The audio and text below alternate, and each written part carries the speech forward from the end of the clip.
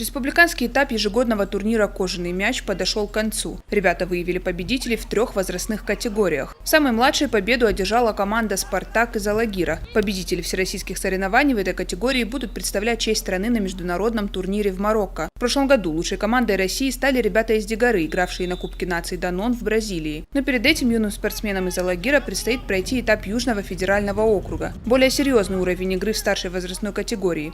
Игры за звание лучшей команды Юга начнутся уже завтра, поэтому расписание игр пришлось экстренно изменить, чтобы у победителей было время на подготовку. В финальном матче пищевик из Беслана одолел со счетом 2-1 команду «Скиф» из Октябрьского. Бесланская команда сформирована из учащихся школы-интерната имени Ивана Каниди. Футболисты из этой команды 2 года назад в средней возрастной категории дошли до финала российских соревнований «Кожаный мяч». Повзрослев, ребята намерены как минимум повторить успех. Интернат существует всего 5 лет, но уже добился неплохих успехов. Ребят, которые сумеют себя проявить, ждет большое футбольное будущее.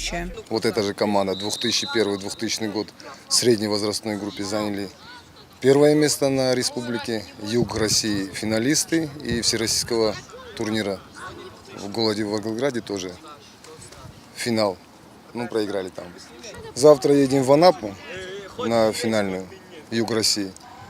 Постараемся там тоже достойно выступить. Мы их доведем до 17 лет, то есть до выпуска 11 класс.